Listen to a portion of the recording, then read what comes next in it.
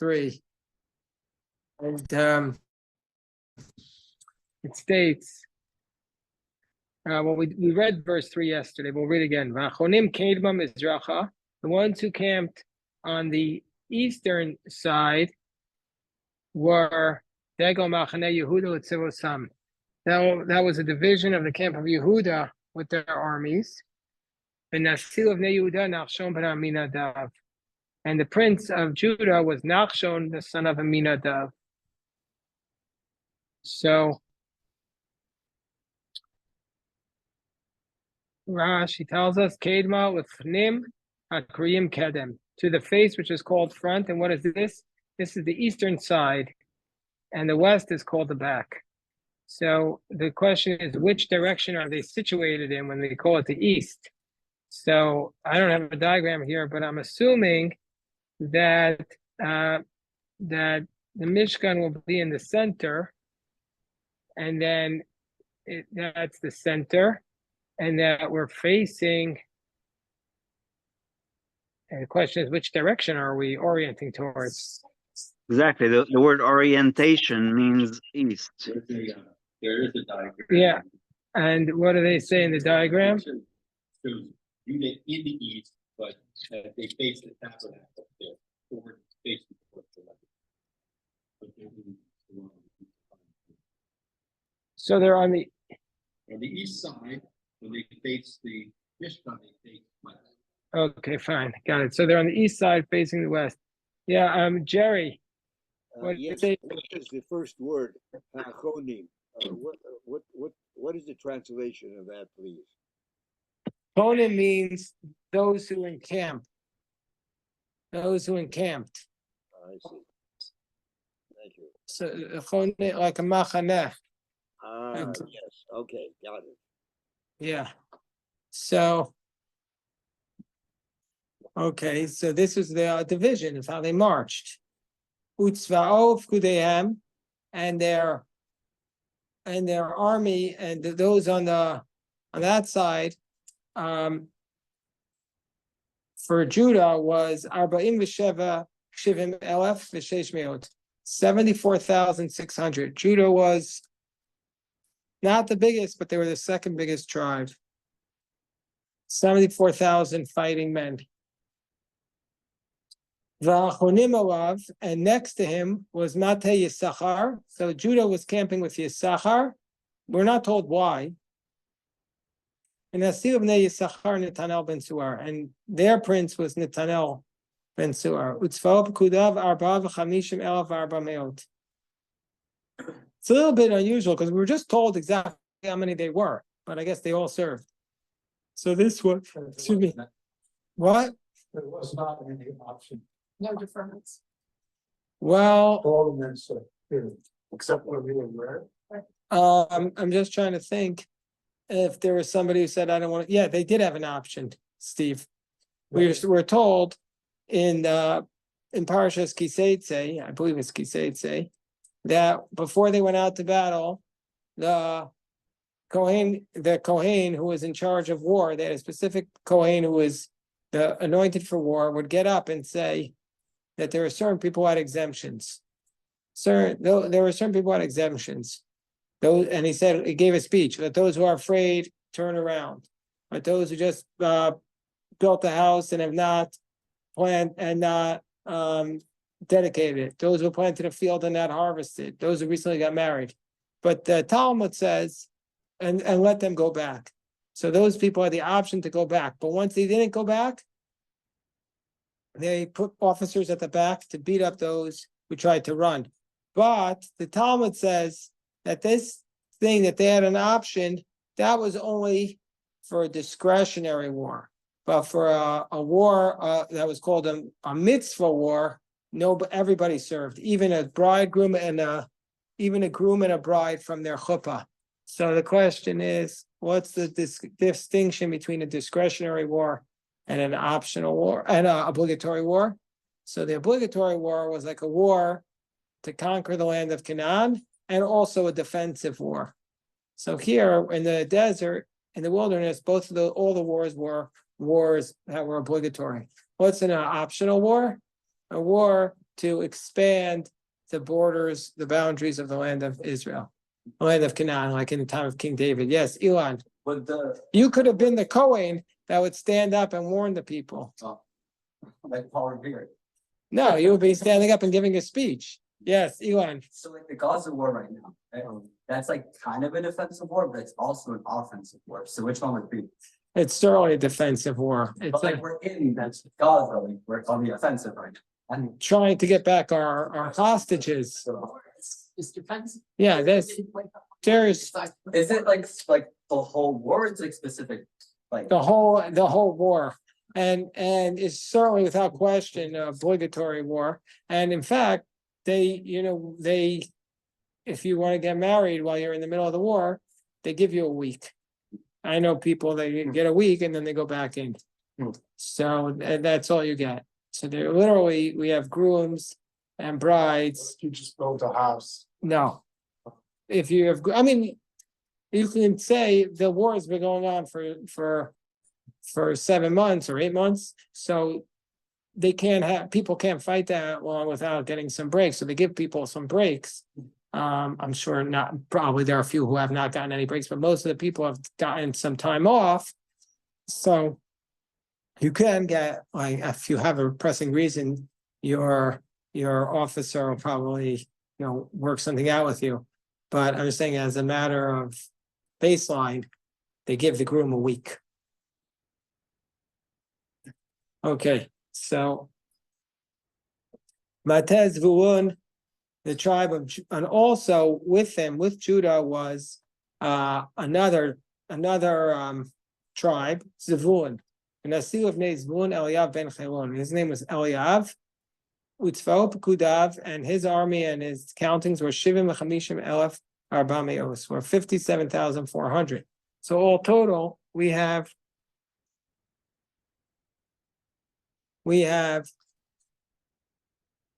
total Koah Pekudim Machane Yehuda.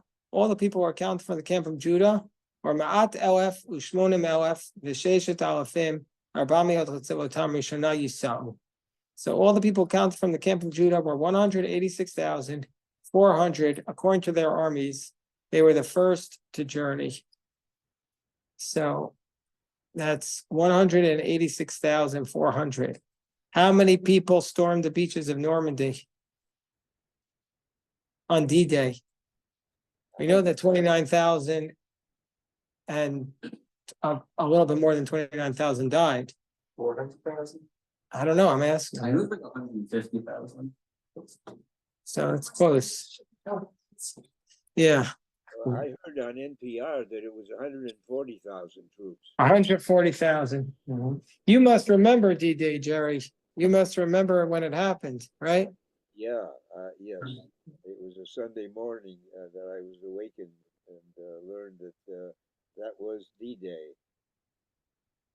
That was the day. It Wow. was a Sunday morning. I would say that's the right number, more than 150,000. That was, I would say 156,000. so they say now here, when it was 156,000, I guess that's about how you count. American, British, and Canadian. So maybe it was 140,000 Americans and then some British and some. So it's going more than 50 miles. These were people who, most of them knew they were going to die. Most of the ones who died knew they were going to die, but they went in so that they could end the war and we could be here today studying. There's just no other way to say it. They knew they were going to die. The casualty rate is what, 15%? Well, it's 29,000 and something on the first day, but also the second day there was very high casualty. What was the injury rate? Like the wound? Over 100,000 were wounded or missing. Yeah. Wow. So now the Rashi says Rishonai Yisrael, they shall be the first to journey. So this is the division of Judah, Yisachar, and Zevulun. These were like the vanguard. These were the ones who went out first. They were the first to travel in. Rashi says when they would see the cloud moving off, the Kohanim would blow the trumpets, and the camp of Judah would start to travel first.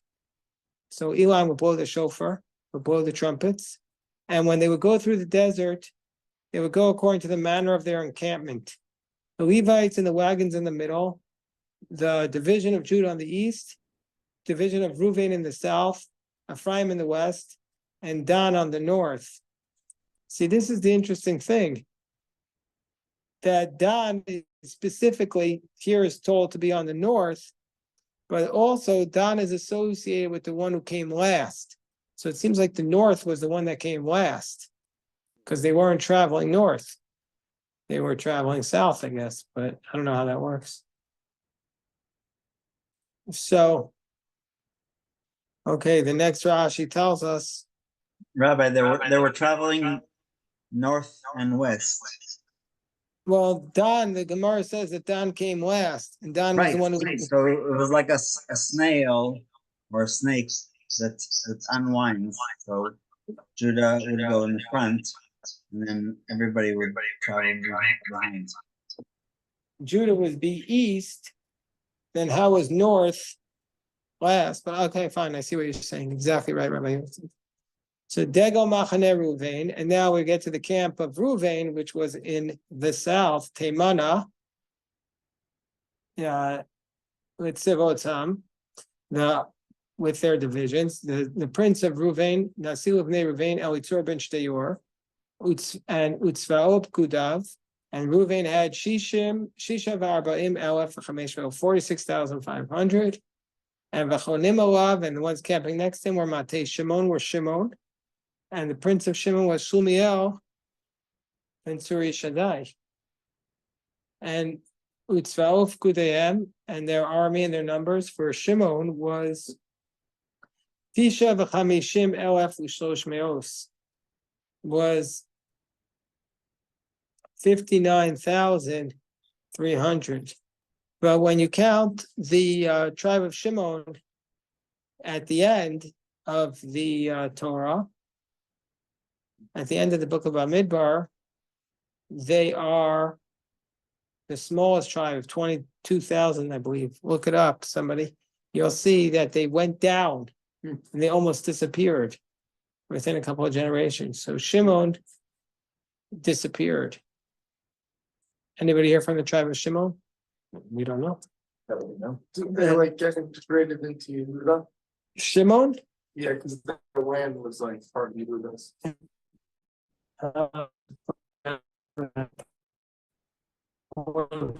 You're more correct than me. Excuse me.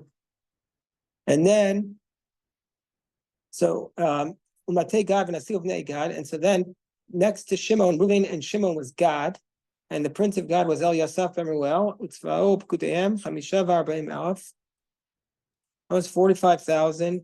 Vishesh Meos v'Chamishim, 650. All the people were counted from the divisions of Reuven were 151,450. So much smaller than Judah, and they were the second to journey. So after Judah's division came Reuven's division. V'nasa Ol Moed Machaneh Avim. So after Reuven came the Ol Moed, came the tent in the middle. Machaneh Avim b'toch ha'machanot. There was the Levite camp within the camps. Kasher Yachnu Ken Yiso Ishal Yado Digleihem. So the camp with the Mishkan, which was the most protected, was right in the middle. The tabernacle was right in the middle. That was the holiness. Everyone is placed according to their divisions. After these two divisions went the Ol Moed. And they traveled just like they encamped. It was a very fixed manner. And the Mishkan was at the center. Then we come to verse 18. Degel Machaneh Ephraim. The Degel Machaneh Ephraim, I believe, is the name of the Sefer of the Baal Shem Tov's grandson, called the Degel Machaneh Ephraim. So the Degel Machaneh Ephraim with Sivosam Yama. So they were to the west. The Nasil of Ephraim, Elishama ben Amihud. Ephraim was Elishama. His prince was Elishama ben Amihud, and he had his Kudiyam, Arba'im Alef Chamesh 40,500. Okay. And upon him were Manasseh, And Asir b'nei Menashe, Gamliel ben Pudatzur, Itzvot Pkudeim, Shnayim U'Shloshim, Elef U'Matayim was 2,200. And the tribe of Binyamin, and the prince for Binyamin was Avidan ben Gidoni. And Binyamin had 35,400. Koop Kudim Machne Ephraim Mat Elf U'Shmona Talafim U'Me'ai L'Tzivotam V'Sholishim Yisrael. So all of Ephraim was 108,100 according to their armies. They should be the third. So this was the smallest division. So they were right in the middle.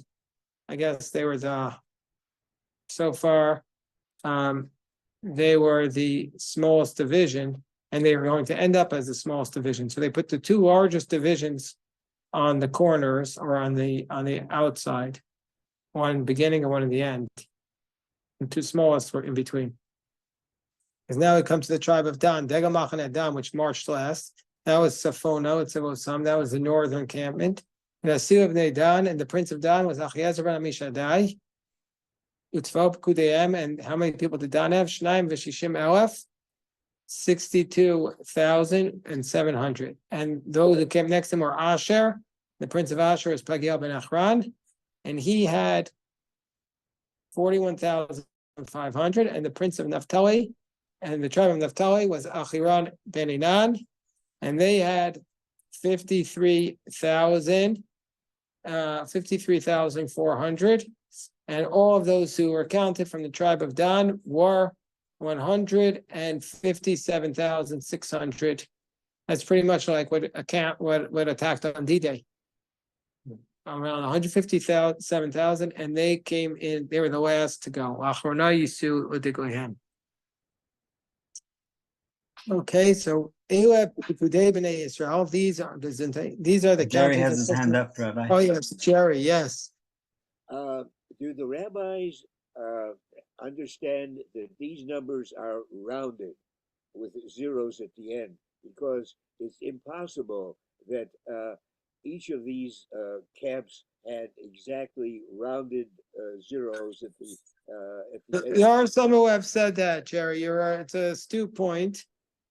Jerry is making a good point, and some have said that these numbers are rounded and not exact. Some have made that claim, but at the same time, yeah, it does seem a little bit unusual that it's exactly rounded off. So you're allowed to round it off. You're allowed to round off when you do taxes. Aren't you allowed to round up? You're allowed to round to your favor. No, like if it's you don't have to pay taxes like $29.43. I think you could round it off to like $29 or $30. I don't know. These are just, Don't take tax advice from me. these are just the men. This is just the men between the ages of 20 and 60 who are fighting. But the women were living with them. Their tribes were there. But the men, I guess they were sleeping with their weapons. You were younger that you wanted to join the army, were you allowed to? If you want Let's to, say 19 wanted to join. Was he too young? Cut off 20 or? It's like, I mean, it says 20 to 60. I know. I would say you're 65, you're in good shape. So I don't know, but I don't know the answer to that question. But I know, if you know Steve Lieberman, his wife Sharon Lieberman, her father's name was Reuben Silverman. This was a man who was a very special man. I knew him before he got sick and died. Reuben was a lawyer. In his whole life, he was very, very honest. And he never wanted to lie. But when he was 17, he wanted to join the army. Forget which division, might have been the Navy, but he wanted to join the armed forces. So you had to be 18. But as long as you came and said you were 18, they believed you. They didn't, it wasn't too hard. So what he did was, he wrote on a piece of paper the number 18, and he stuck it in his shoe, under his feet. And then when he went to them, they said, "Are you over 18?" And he said, "Yes." I'm not kidding. That's what he did, because he didn't want to lie. So he wrote, so he said, "I'm over 18." Yeah, that was Reuben. That was the type of giants who went to fight in and World War II. So, okay, but the Levites were not counted amongst the children of Israel. And the Vayasu b'nei Yisrael k'chol asher tzivah Hashem es Moshe came chanu l'digleihem. That's how they camped and that's how they traveled. Okay, so we'll stop here, but I want to say again, a big thank you to